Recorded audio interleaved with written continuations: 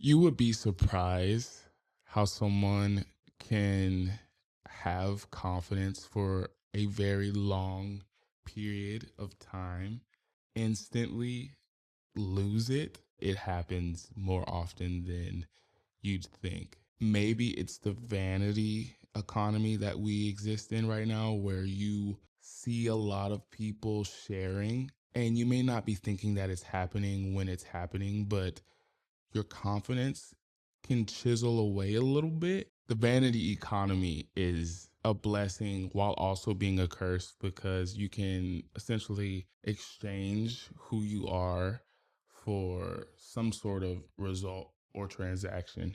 I don't think all of the transactions are beneficial or useful in the long term, whether that be money, validation, or even this doesn't even make sense, but security in some way, because you can share who you are, whether that's your body, your thoughts, your philosophy, your ideas, and then yeah, you can make money from it, or you can be validated like that was super cool. What you said or did was inspiring, motivating, insightful in some way. And then the security is kind of like when you aren't sharing, you feel like you're not yourself. And that's where the confidence can start to really just like chisel and chisel and chisel and chisel and chisel away. But you would be surprised the security aspect and how it connects to really a level of insecurity that you haven't discovered yet. So let's use an example of your job that you're in right now. You go to work when you do, whether that's every day or even if it's part time, doesn't matter. Just think of this. The security that you have with your job is knowing that at the end of the week or bi weekly or even the year, you will be rewarded for that through money, obviously, because the money is the tool that you get to pay your bills, live the lifestyle that you do. That's the security, is the job.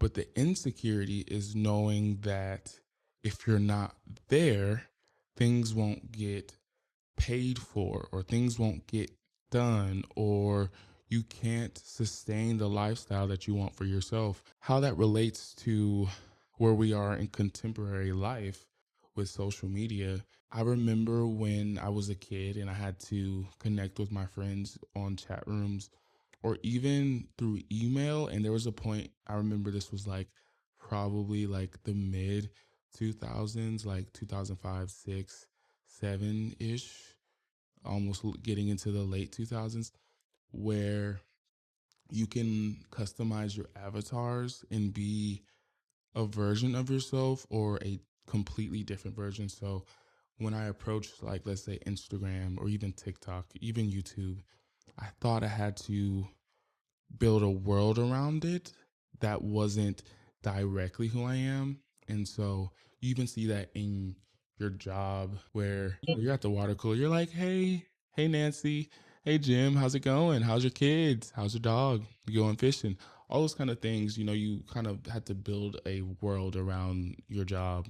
Or let's say you're not just doing corporate stuff, but you're working at, let's say, in the food industry. You're like, hey, hey Jerry, how you doing? I'm going to get you regular. And maybe at home you're like really this person who's reserved. You're like not really interested in a lot of different things, or you read books. But when you're outside, you're a little bit more flamboyant with your personality. When you're not in that area, like in the gray area of sharing and showing up, where your confidence can really exercise itself, it's so weird how you can be overly confident and then not have it at all. And yeah, there's a way to be like hyperbolic, of course, like you can be super arrogant, and then you can be shy and almost too humble to the point where no one really wants to interact with you because you have confidence, but you're also like, oh, I didn't do it. It's not me.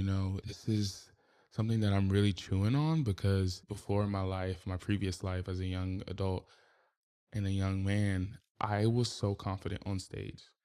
But when it came to the internet and like connecting with strangers, with the barrier being a screen, like in person, it doesn't matter. If I see you in person, I'm positive. I'll smile. I'll be like, "Hey, how you doing?" If we make the eye contact, I don't go out of my way. I do sometimes because I also personally like the space. I like the screen, the natural physical screen of just space. So if I'm at, let's say Walmart and I need to grab an apple and there's someone right next to me, I'm like, "Hey, how you doing?" I'm going to say, "Excuse me," and get my apple. And I'm saying, "You have a good day." We go. But there's something, I don't know if this has been studied or there's like a chemical imbalance or something that has been created for someone who's like in person naturally communicative, how they can't, translate it on camera. It's so weird, but it happens. But I want to keep diving into confidence. We should probably revisit this subject in another video because confidence is such a huge topic that I will say I have a little bit of expertise in it, but I'm just curious to know what confidence means to you. I think you should chew on this for a while. I will be doing that as well. And if you leave a comment below, let me know what you think about what has been discussed so far in this video. Leave a like if you found this information interesting or even somewhat worth chewing on, and subscribe so you can see another video like this. Until next time, I will see you guys very soon. And I think you might like this video that's going to come up right after this.